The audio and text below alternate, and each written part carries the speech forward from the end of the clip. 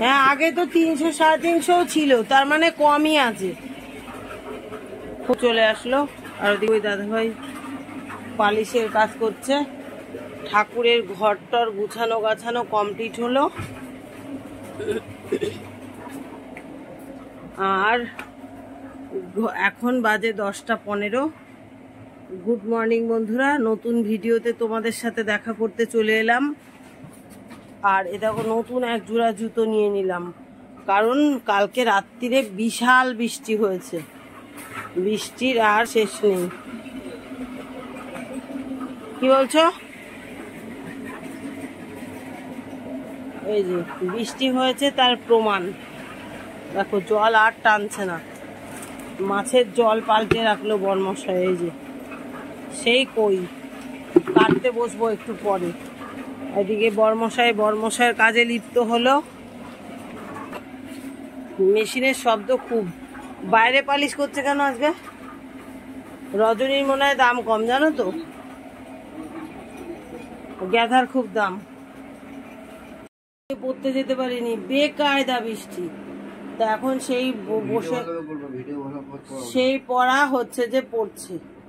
আর এখন হচ্ছে যে ওই যে কি যেন বললাম, ওই হাইলাইটার দিয়ে সব ঠিকঠাক করছে। তো এখনো চাটা কিছু দিতে পারেনি বন্ধুরা। ঘরের অবস্থা দেখো, এই জন্য তো দেরি হবেই, ঘরে জল উঠে যাচ্ছে। সেজন্য তক্তা দিয়েছি, এই তক্তাতে সবে পা দিয়ে ওপাশে যেতে গেছি, আর স্লিপ কেটে পড়লাম। দুধ টুধ সব পড়ে একাকার হয়ে গেছিল। তাই আমি কেবলই মুছে, এই যে ন্যাকড়াগুলো সব এখানেই রেখেছি, সব মুছে কুছে নিয়ে একটু চায়ের জল বসিয়েছি। আর তার আগে এই যে দুধ গরম করেছি, আর ফ্রিজ থেকে বার করেছি গুড়। এত দেরি করে কি খেতে দেবো? আম। আর কালকে রাতে লতি কেটে রেখেছিলাম, লতি, ডাল, বিস্কুট। এখন সকালে এইসব দিয়ে চালাবো, কারণ হচ্ছে অনেক বেলা হয়েছে আর এই ঘরের জল ছেঁকে পারা যাবে না।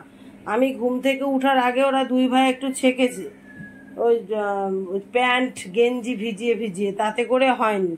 কিছু করার নেই। এখন নতুন ভিডিওতে তোমাদের সবাইকে ভালোবাসা, প্রণাম। খুব দুরবস্থা চলছে এখন, এত বৃষ্টি বলার কথা না। বৃষ্টির জন্য পাগল হয়ে যেতে হচ্ছে। আর এখন তো জল কোথাও টানছে না। ওদিকে সুতোপাদের বাড়িতে যত বড় জায়গা সব ওপাশে জল, সব ওদের বাড়ি উপর দিয়ে আমাদের পাড়ার জলটা যায়। তো এখন আর জল যেতে পারছে না, অনেক জল হয়েছে।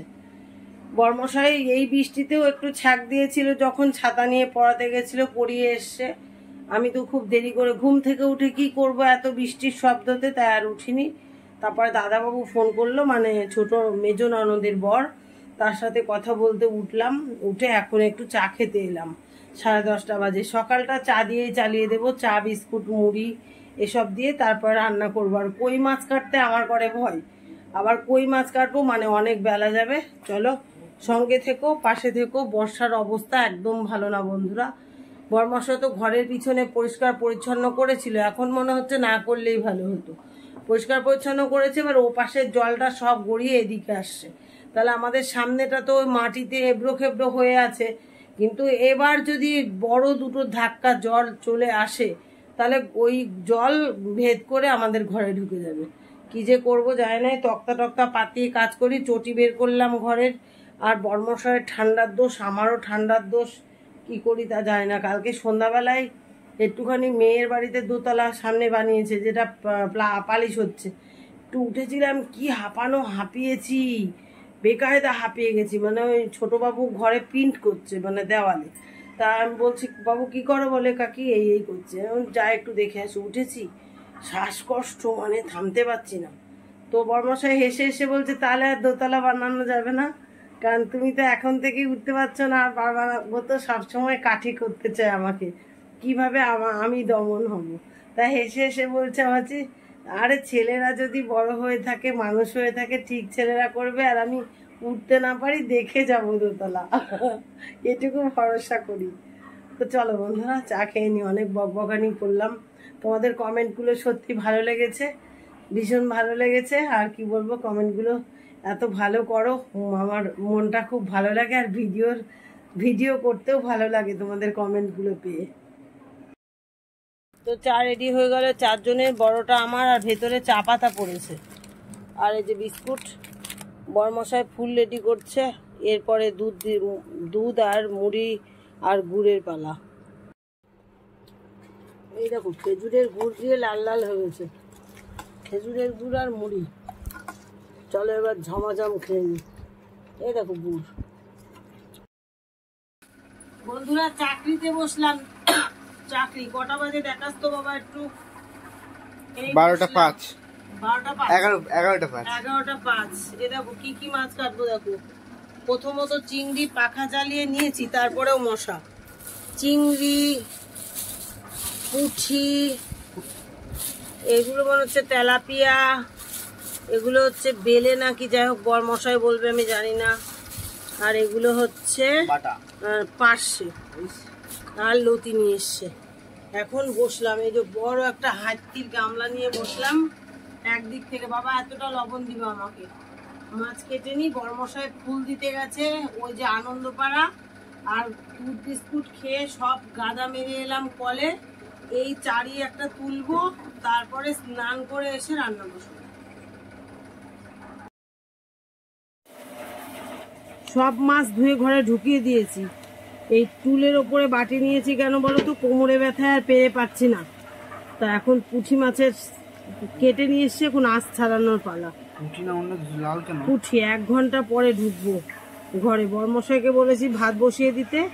এই পুঁঠি ধোবো, আর আকাশে বিরাট মেঘ, আর মশাতেও ধরেছে সেই ধরা। চলো পুঁঠি মাছ, এই পুঁঠির জাতে থাকে 2-1টা। তো চলো মাছ ধুয়ে নি, তারপরে কথা হবে। এই দেখো সরজা, দেখেছো ঘড়িটা আগে দেখিয়ে নিলাম। 1টা বাজতে 5 মিনিট বাকি। আর আমি রান্নাঘরে এখন ঢুকছি মাছ কেটে। সব মাছ কাটতে যত সময় লেগেছে, পুঁঠি মাছ কাটতে লেগেছে তার দ্বিগুণ সময়। এ দেখো দেখতে মনে হচ্ছিল ভীষণ টাটকা, কিন্তু কাটতে গিয়ে আমার বাবার নামটা দেয়ালে লিখে দিয়ে যেতে হয়েছে। এই গেল পুঁঠি মাছ, আর এ পাশে এরকম মনোপিয়া, কাকলে, তারপরে কি যেন বলে, চিংড়ি, তারপরে পার্শে। এই কেটে ধুয়ে এগুলো ঘরে দিয়েছিলাম। এবার কন্টেনার রেডি, কন্টেনার ভরে ফ্রিজে দেব। আর বরমশাইকে বললাম কালকের মাছ, কালকের বলতে 1 সপ্তাহ আগেকার এই যে মাছ ফ্রিজে দিয়ে ফ্রিজ থেকে বের করে বরফ ছাড়াতে দিয়েছে। এগুলো দিয়ে এখন হবে লতি, আর হচ্ছে ওই একটুখানি মাছের তেল হয়েছে। সব মাছ থেকে একটু একটু করে তেল বের করে এই যে এতটা তেল হয়েছে। এই তেলটুকু দিয়ে একটু বেগুন, গরম গরম ভাত, বেগুন ভাজা আর লতি দিয়ে খেয়ে নেবে। রাতে যা হয় হবে, কারণ প্রচুর ফুল এসছে। দাদা ফুলে বসে পড়েছে, আর বরমশাই তো আমার পেছনে তাপ্তি লাগাতে টাকার কাজ আর হচ্ছে না। অতএব অত রান্নাবাড়ি এখন করব না। 1টা বাজে, যেটুক রাখবো সেটুতে 2টো বেজে যাবে। তারপর এখনো ডিউটি যাওয়া হয়নি, আমি তো আর ফুলে বসতে পারবো না, বরমশাই ছান করে বসবে। তো চলো, বরমশাই আবার ওই লতি কাটা ছিল একটু, আরও একটুখানি লতি এখন কাটছে, কারণ এইটুকুতে তো আর হবে না, সেই জন্য। চলো স্নান ধান করে রান্নাঘরে ঢুকলাম। 2:25 বাজে। কি রান্না করেছি কিছু বলিনি, দেখিনি। বলেছি কি কি হবে, তোকে দেখানোর আর মকা নেই। মাছ কাটতে আজকে 7 বুড়ি হয়েছি, সেজন্য এখন রান্না করে স্নান করে এলাম। তবুও রাইট টাইমেই ঢুকেছি, অন্যদিন তো 3টেই বেজে যায় খেতে, তাই না বলো? তো চলো রান্নাটা দেখিয়ে নিই। চিংড়ি মাছ দিয়ে লতি করেছি আজকে। আর ছায়া পড়ছে। প্রথমত এটা হচ্ছে একটুখানি মাছের তেল দিয়ে গাদাখানিক বেগুন ভাজা। ওই যে 4 জন খাচ্ছে। আর কালকের ওই যে আলুর দম আর একটু আলু ছিল, ডাল ছিল, বার করে রেখেছি। আর এই দেখো চিংড়ি মাছ দিয়ে লতি, ভাত এই যে। আর আজকে গ্যাসটা মুছেই গেছি তাড়াহুড়ো করে। আর একটা ভেন্ডি দিয়ে মাছ দিয়ে আলু দিয়ে মাছের ঝোল। ফ্রিজে যত রকম মাছ ছিল, ভ্যারাইটিস মাছের ঝোল। এই হচ্ছে আজকের মেনু।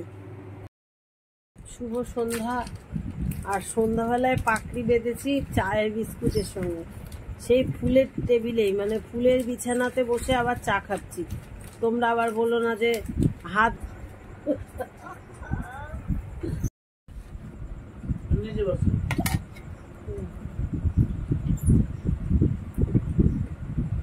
আর ওপাশে দেখো আবারও একটা আনারস এসছে আর 2টো ঘট কচু।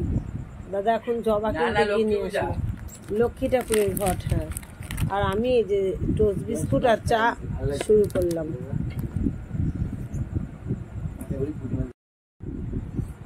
পাখিটা কেন বলবো, ওই যে পাখার হাওয়া মাথায় একদম নিতে পারছে না, ভীষণ শীত লাগছে, তার জন্য পাখড়ি দিয়ে বসেছে।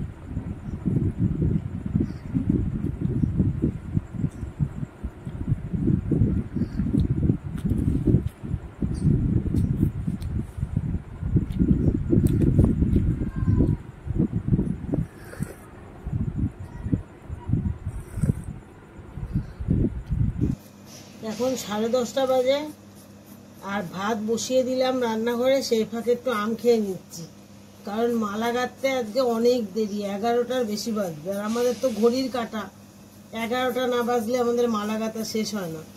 তো ভাতও বসিয়ে দিলাম, আমও খেয়ে নিলাম, খিদেও মিটে গেল, একবারে মালা শেষ করে তারপরে খাবো। সব তরকারি টরকারি সবই আছে, জাস্ট অল্প একটু ভাতের শর্ট পড়েছিল, তাই প্রেসারে অল্প ভাত দিয়ে দিলাম। তো চলো আজকে এই আমু খেতে খেতেই ভিডিওটা এন্ড করি। দেখা হবে আগামী দিন নতুন সকালে নতুন ভিডিওতে। সবাই ভালো থেকো আর সুস্থ থেকো। টাটা বন্ধুরা, গুড নাইট।